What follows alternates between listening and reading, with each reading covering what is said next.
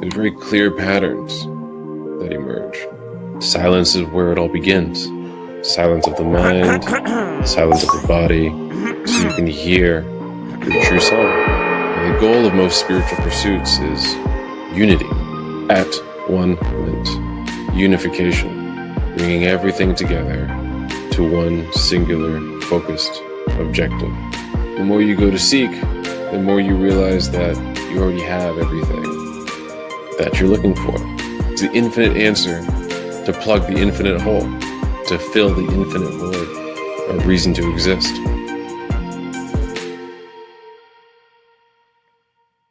Welcome back. It just happened again.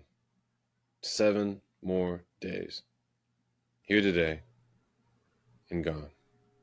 We're back together, and here we can take a deep breath and settle in. Settle into the moment, settle into our space, settle into our bodies. These last few months, I've been spending much of my time researching.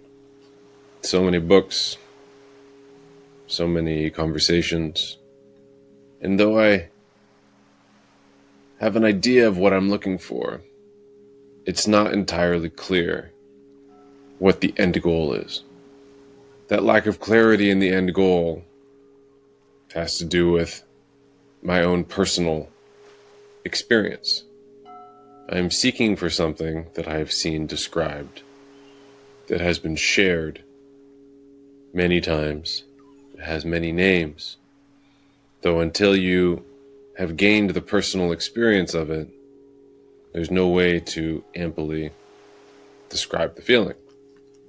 And through my research, I come across all these different documents, books, myths, stories, using all this language that is so grandiose and colorful, that I'm starting to at least recognize the patterns between the different stories.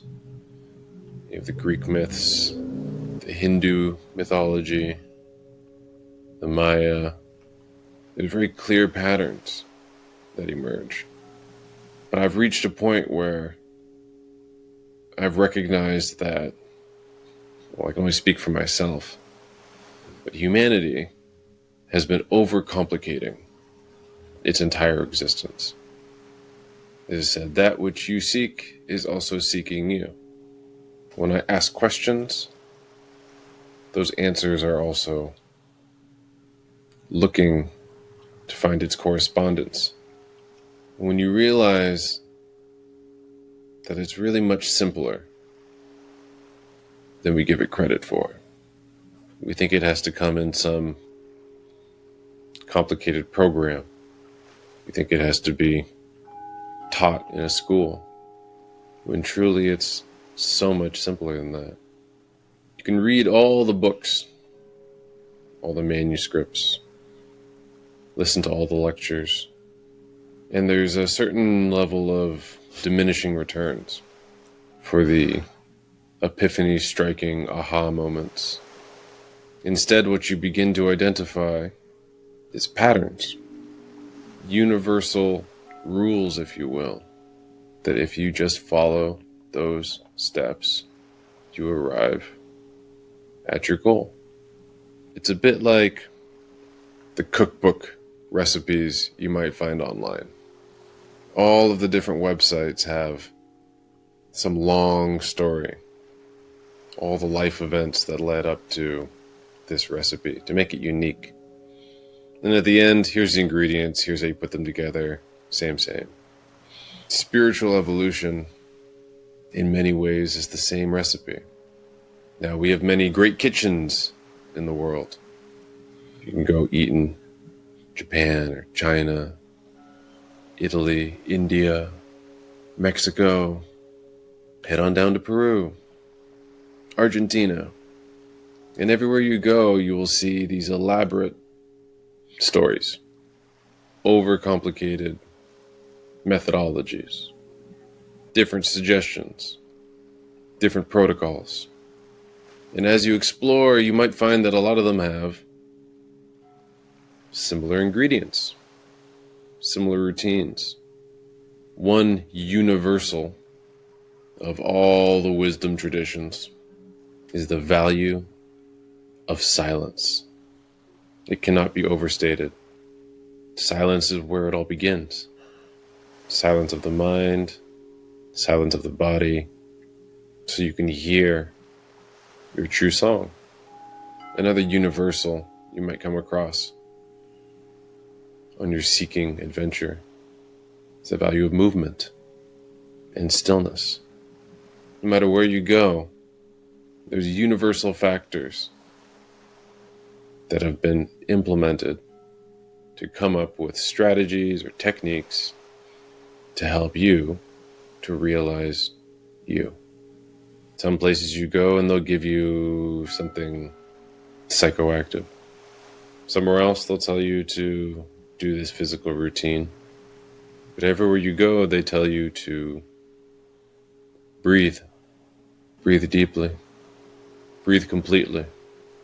Now, the goal of most spiritual pursuits is unity. At one mint. Unification. Bringing everything together to one singular, focused objective. Single-minded. Single-eyed.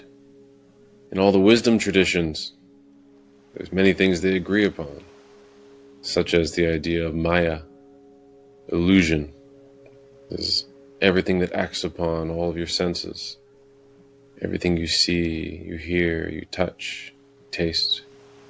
There are different names for it in different traditions. But when you look, it's there. Another universal is this idea of a trickster, a deceiver, some entity, some idea, some individual, corporeal or non, that is the cause of deception. Now you get to choose. You can even mix and match. The more you go to seek, the more you realize that you already have everything that you're looking for. The journey is a part of it. Of course, you have to go and actually look. You have to exhaust all your options. But once you've done that, you'll find there was nowhere to go. There was nowhere to look. It was right there, below your nose, the entire time. Spending the time to go and look for it is a part of the process. It's what allows you to gain the experience to be able to discern, well, what is real and what is not. Much of our time is spent with things that are not real. They're sold to us as if they're important. They're of high value, the greatest necessity. But that's not the real stuff. The different myths that I've come across, be it the Fountain of Youth, or the Holy Grail, the Philosopher's Stone, enlightenment, samadhi, it has many names. And many great individuals have achieved these heights and documented what is necessary in order for those heights to be reached by others. All of them require letting go. All of them require being disciplined. All of them require taking control and responsibility for yourself. All of them require the active pursuit. Whatever practice you decide, whatever spiritual tradition draws you in most, none of them are easy. They all require constant dedication, sincerity, forgiveness, compassion, love. And we think of these traits or feelings as things that are given away. But what's most important is that they are given to ourselves. We learn to embody them and express them by first sharing them with ourselves. Something that comes from within and returns to within, requiring nothing from outside of you. No validation, no support, no reminders. This is the end goal. Perfectly self-sufficient, relying on none but Source, the original, the one, the all, God in its purest form, perfect, unadulterated, absolute. That is what we all seek. So many places in so many ways. It's the infinite answer to plug the infinite hole, to fill the infinite void, our reason to exist, our life's purpose. But it's not so complicated. It's not so difficult. It's not so extravagant. It's not so elaborate. It's simple, but we make it complicated. We get distracted. And for that reason, we have tools, and we follow people's procedures, and we do the workshops, because we seek outside of us. And that which you seek, you shall find. It's a reflection to remind you, to remind you, to remind you.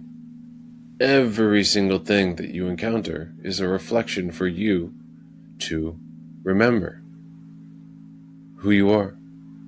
And until that day where you no longer require those reminders, we use them and they continue to show up. Be it a picture, a relationship, a ring, a stone. These are all things that we give power to, consciously and unconsciously, to help remind us of what's important. Sometimes we get sidetracked. We forget what it's all about. We think it's within that thing, but that's a misidentification of where the true power lies. It lies within you, inside of your eye, inside of your heart, deep within your mind. That's where the power lies. Search the entire world for it. I need to go learn this, or I need to go study under this teacher. Good. Go. Learn the techniques. Practice the strategies. They all come back to you. What do you decide? What do you believe? And why are you motivated to see it through? This seems so outlandish at first. It's not familiar. It'll be confusing. We'll look around and you'll see other people that seem like they have it figured out and they have it put together. That's okay. That's for them. Every individual has a point in which their power comes from, where they draw their personal sense of being. Some people get excited about different things, and they begin to over-identify with them, thinking that they're moving on to something greater, something better. And this is the same trap. It's remembering that it's so much more simple than you can even possibly imagine. Everything that we draw upon in our imagination is something that we've seen, which shows us complexity. It's human-made. They're very embellished and deep, esoteric stories, myths of journeys and adventures and epics, all to remind you of your own psychology. What makes you truly powerful? To not spend too much time externalizing, but to remember where that power comes from. Deep within you, in the center of your being, there's a seed. There's a kernel of truth. And once you begin to water it and care for it and nurture it, it begins to grow into the most massive, unshakable, unbreakable of structures. It has to start from within you, though. It has to be rooted in your deepest of foundations. It has to be planted in the soil of your very existence. It has to rely upon only you, surrendering to your very purpose, removing all other expectations, because you realize that there's something greater beyond your possible conception. It's not something that you will make happen. It's something you will allow to happen. There's no grunting or forcing or chasing necessary.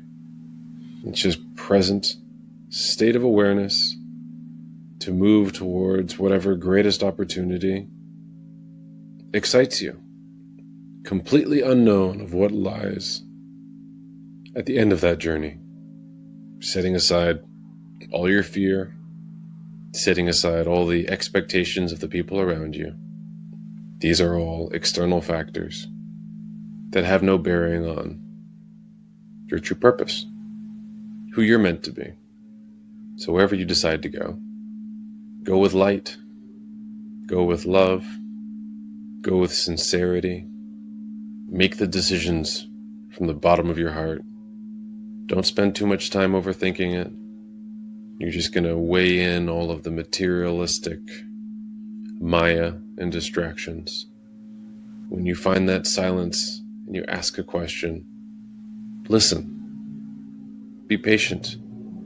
It should wash over you in a profound sense of obviousness. If you're trying too hard, you'll notice it. You're trying to force it. You're trying to overdo it. Spending too much time overthinking it. Just have the patience. Have the patience and the resolve to know that it's going to work out better than you could possibly imagine. Even in those dark moments, being able to separate what's real from what's unreal.